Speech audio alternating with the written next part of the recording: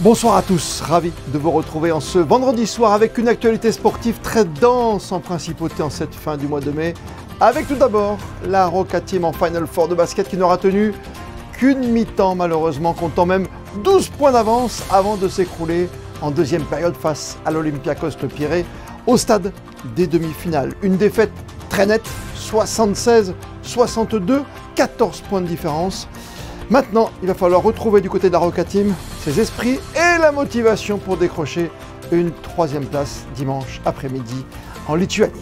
Basket, natation, tennis, football, Grand Prix de Formule 1, les Jeux des petits États à venir, autant d'événements à suivre sur Monaco Info avec nos experts sur tous ces univers, comme au plus près du bassin olympique du Stade Louis II qui accueille ce week-end les meilleurs nageurs du monde à l'occasion du 40e anniversaire du meeting monégasque. Nous serons dans un instant en duplex avec la présidente de l'AS Monaco Natation, Madame Yvette Lambin-Berty.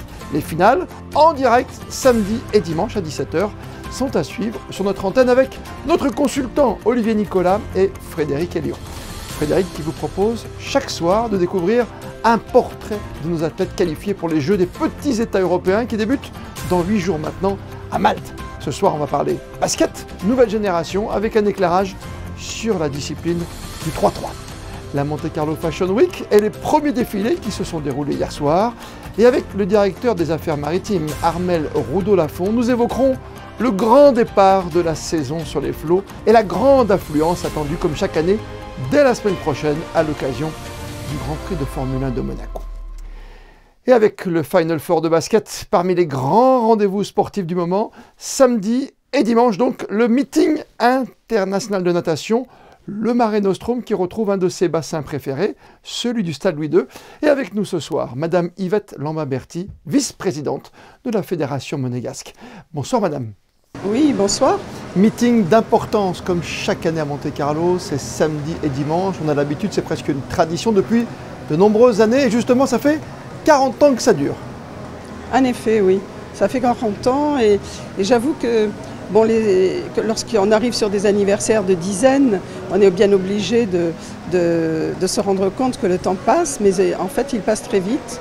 Et je ne sais pas si au tout début, quand on a commencé le premier meeting à la piscine du port, on imaginait ou on pouvait imaginer que 40 ans après, on serait encore à organiser cet événement. Ah, on est là, on adore évidemment, c'est Mare Nostrum, on ne va pas rappeler la traduction, mais tout de même, c'est notre mer Méditerranée, on ne l'oublie pas. Hein.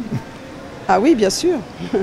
Oui, mais le Mare Nostrum est venu un peu plus tard, en 1994, lorsque on s'est associé avec Canet et Barcelone. Voilà, et ça continue.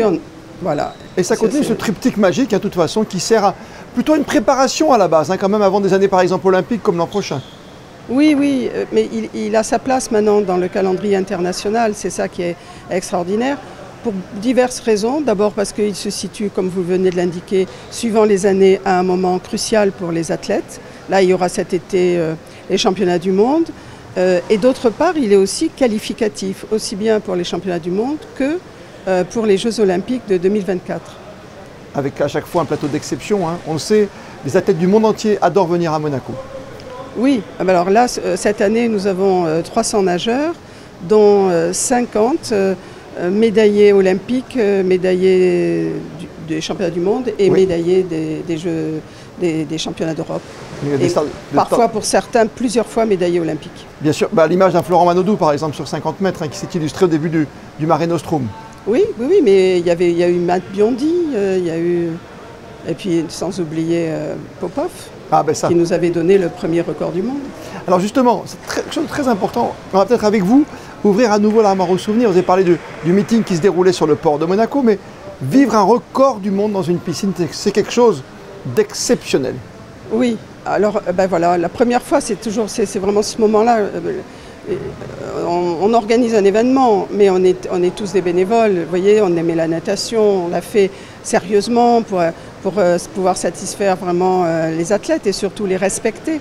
Mais lorsque d'un coup, on a un record du monde, on a l'impression que c'est irréel et puis après on mesure que c'est une récompense extraordinaire. Extraordinaire, avec une petite plaque qui reste depuis longtemps sous le plot. Oui, alors oui, on a eu cette idée parce qu'effectivement, ça nous avait tellement marqué que l'on s'est dit, en fait, il faut laisser une trace de ce record. Et on a mis une plaque à l'arrière du plot sur la ligne d'eau où le record avait été battu. Et on voulait surtout que ça puisse profiter aux jeunes nageurs du club, aux scolaires qui viennent aussi dans la piscine, comme au public. Voilà. Et donc je pense qu'on doit se sentir mieux quand on nage dans une ligne où il y a eu un record du monde. On va un peu plus vite, c'est vrai, au niveau de la surface. Enfin, c'est ce qu'on croit. Mais vous l'avez dit, hein, satisfaction du public, des bénévoles et nous aussi les commentateurs à ce moment-là, parce que c'est un moment unique de commenter un record du monde. Et oui, bien sûr. Bien sûr, on espère en voir d'autres de records, bien sûr, notamment pour nos monégasques qui préparent en plus les Jeux des petits États en ce moment. Oui, en effet. Nous sommes aussi à la veille du départ, donc c'est la semaine prochaine, pour les Jeux de Malte. Dans l'histoire des Jeux, la natation a souvent ramené beaucoup de médailles et on espère que ça puisse continuer. En tous les cas, on a de bons éléments. Mais je pense que tous les autres sports seront pris un peu de cette émulation parce que je voulais dire, les Jeux des petits États d'Europe, c'est vraiment un déplacement d'une vraie équipe nationale. Et dans cette équipe, il y a une solidarité, on se soutient. Dès la première médaille, bien, je crois que ça stimule un peu tous les autres. Et dans toutes les disciplines, ils ont envie de faire cette performance, de monter sur le podium et de représenter Monaco, même s'ils ne sont pas monégasques. Et raison de plus, puisque ce sont des jeunes qui vivent ici, qui viennent à l'école, qui vont dans les clubs. Et c'est ça notre vraie réalité sportive. On entend votre passion, hein, bien sûr, à travers les ondes ce soir sur Monaco Info. Vous, la secrétaire générale du Comité national olympique monégasque. J'aimerais pour conclure, qu'on ait une pensée pour deux personnes importantes à Monaco qui adorent la natation par-dessus tout. C'est le prince souverain et son épouse, bien sûr. Rien n'aurait pu se faire sans eux, le prince, parce qu'il est à l'origine, et puis la princesse, qui est venue une première fois ici à Monaco pour ce meeting. C'est ça. Où elle avait remporté une médaille en dos. Et ça marque l'histoire, évidemment, de la principauté de Monaco. Mais oui, ça marque. Avec ce Mare Nostrum, et les 40 ans du meeting, bien sûr. C'était bon de rappeler qu'on avait commencé à l'extérieur pour se retrouver maintenant à l'intérieur du stade Louis II dans ce bassin nautique. Oui, parce que c'est un peu ce qui nous a amené à aller de l'avant pendant tout ce temps. Et à l'époque, on avait un binôme. J'avais un binôme avec M. Canavesio, qui était un enseignant d'éducation physique, mais qui s'était totalement investi aussi au club. Et on s'était dit, on savait le beau projet qu'il allait y avoir pour une piscine olympique dans le stade. Et on pensait qu'effectivement, il fallait anticiper pour être prêt. On ne peut pas rentrer dans un bâtiment pareil sans une certaine expérience de l'organisation d'un événement. Et donc on s'était dit, on va le faire à la piscine du port. Ce qui d'ailleurs avait ravi tous les participants de l'époque, parce que c'est un site magique. On nage au milieu du port, au milieu des bateaux, enfin c'est incroyable. Voilà, c'est belles images. Oui. C'est vrai. On vous souhaite une très belle réussite pour ce week-end. On va le vivre bien sûr tous ensemble sur Monaco Info. Les finales en direct, 17h jusqu'à 19h en gros, samedi et dimanche, avec Olivier Nicolas, notre consultant, et Frédéric Hélion, notre journaliste, et bien spécialiste de la natation. Il pratique toutes les disciplines. Il est capable de faire un 4 nages, hein, je vous rassure. Et Madame Yvette Lambert-Berti, on va espérer qu'il y ait beaucoup de public pour soutenir les athlètes, notamment les monégasques, pourquoi pas dans les belles performances. Mais je l'espère, et merci beaucoup. Les Jeux des petits États européens, dans la tête de nos nageurs et nageuses monégasques. On en parlait déjà hier soir avec Frédéric Hélion, qui, avant la compétition à Malte, du 28 mai au 3 juin, vous présente chaque soir toutes les disciplines invitées à défendre nos couleurs. Après donc la natation, place aujourd'hui au basket et une toute nouvelle discipline olympique, depuis peu de temps maintenant. Mise en place, c'est le 3-3. Le basket monégasque brille cette année avec la Roca Team lancée dans une saison historique. À Malte, le basket 3-3 fera son apparition pour la première fois aux Jeux des petits États d'Europe avec une équipe masculine monégasque composée de joueurs espoirs et de membres de l'équipe senior qui évolue en N3.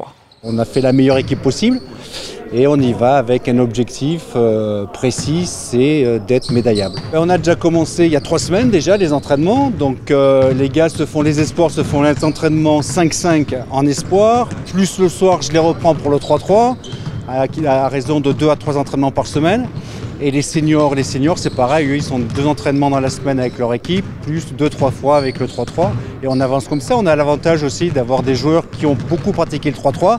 Donc on prend les conseils un peu de droite et de gauche pour faire le meilleur travail possible. Champion du monde U18 de 3-3, Loïc Noudog-Bessy sera du voyage, tout comme son coéquipier en espoir, Mathis Moncada. Ils seront accompagnés par Hugo Woulfort et Paul Giré, qui évoluent en N3. On ne connaît pas du tout le niveau des autres équipes, on ne sait pas du tout comment ils ont composé leurs équipes, est-ce que c'est comme nous une partie de seniors, une partie de jeunes ou pas du tout.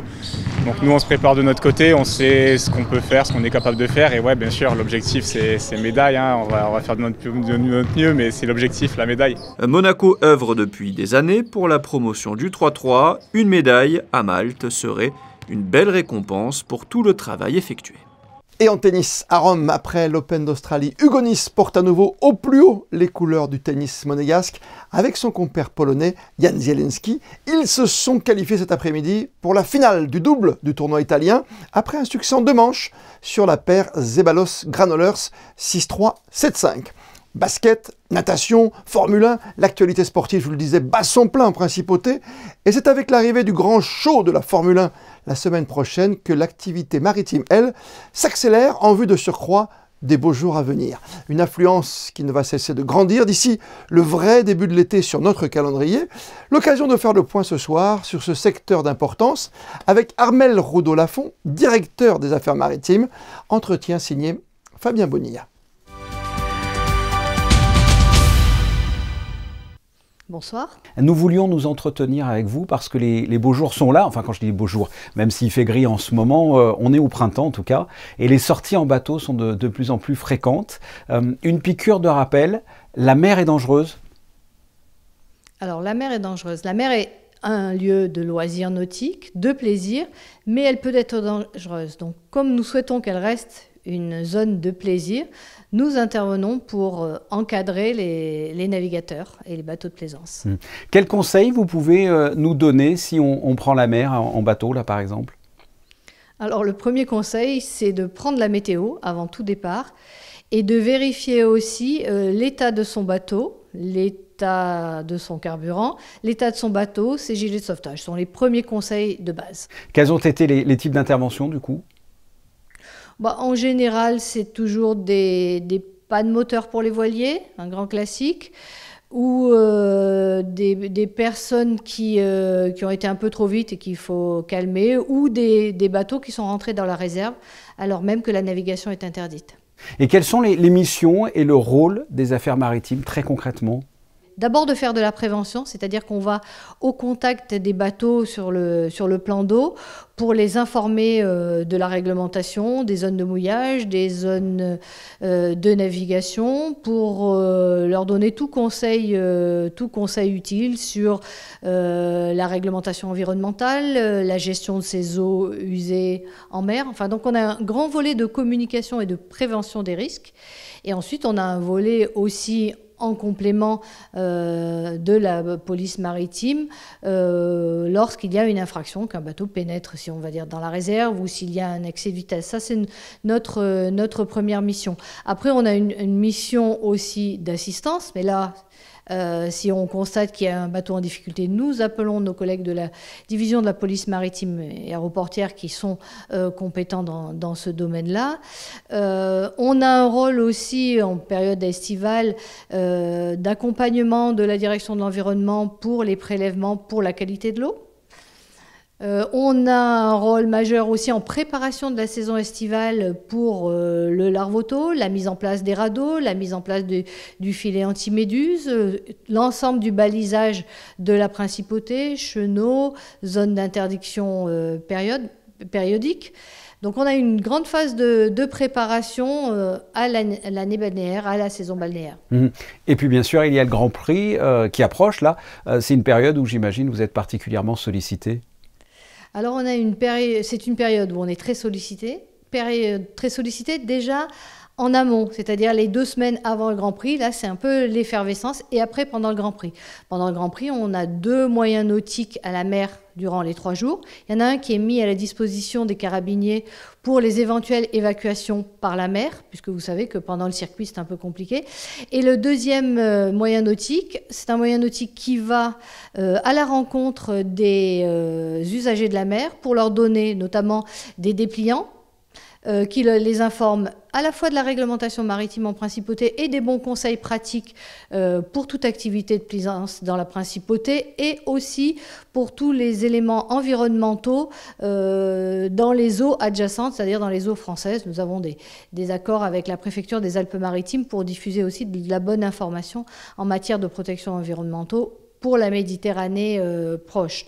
Et aussi, on a un rôle majeur parce que pendant le Grand Prix, la difficulté, c'est qu'il y a énormément de monde sur l'eau et tous usages. Vous avez des navires de plaisance classiques, vous avez des jet skis, vous avez de nombreux gros bateaux qui sont au port et vous avez leurs annexes qui doivent amener les clients à droite, à gauche. Et en même temps, eh bien, vous êtes en pleine saison de croisière. Alors, comme les navires de croisière ne peuvent pas rentrer dans le port puisqu'il est utilisé à destination des grands navires qui viennent pour le Grand Prix, nous avons jusqu'à 6 navires de croisière en mer. Alors là, nous avons travaillé avec les agents maritimes pour donner des positions de mouillage à ces bateaux, pour que ces bateaux puissent rentrer dans notre eau. Vous savez qu'on a des eaux qui sont sur 4 km de largeur et 83 km de long. Donc, tous ces bateaux veulent être au plus près des ports, donc il faut qu'on puisse arriver à les faire rentrer en toute sécurité. Donc on a travaillé sur les positions de mouillage et pendant le Grand Prix, on va aller vérifier, notamment la veille, que les places sont libres pour que les bateaux puissent venir et se mettre à leur place et après effectuent tout leur temps à Monaco, la journée en général et le transport par les navettes depuis le bord jusqu'au port en toute sécurité. Donc nous, on intervient vraiment pendant le Grand Prix à l'extérieur du port. C'est là où est notre rôle majeur. À l'intérieur du port, c'est la SEPM qui intervient et nous n'apportons notre concours qu'au moment des points chauds. C'est-à-dire si la SEPM sent qu'elle est susceptible d'être débordée ou qu'il y a un problème particulier, on est à sa disposition. Notamment en renfort au moment de la fin du Grand Prix le dimanche, quand tous les bateaux veulent partir en même temps. Donc là, on vient et on aide à temporiser, faire un petit peu de police du plan d'eau. Sinon, c'est la SEPM qui est dans son rôle de gestion du plan d'eau en tant qu'exploitant des ports. Et en règle générale, tout se passe bien ? Alors, en règle générale, nous faisons tout pour que tout se passe bien. Parce que nous sommes présents avec des moyens nautiques. La division de la police maritime et aéroportuaire est présente avec ses moyens nautiques.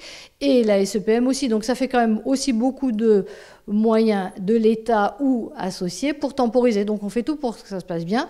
Mais de temps en temps, il faut, si ce n'est élever la voix, il faut être plus directif, notamment pour éviter qu'il y ait des problématiques sur le plan environnemental marin, puisque éviter des pollutions, que ce soit dans les eaux en général ou dans la réserve, c'est vraiment notre objectif majeur. C'est la sécurité des personnes et la lutte contre toute pollution de l'environnement marin pendant cette période. Armelle Roudot-Lafont, vous l'avez dit, un rappel, il y a des règles, des précautions avant par exemple de prendre la mer, comme les plus importantes, vérifier son matériel et prendre connaissance de la météo. Merci d'avoir répondu à mes questions. Merci. Vous les avez peut-être croisés ces derniers jours en principauté sur leur moto.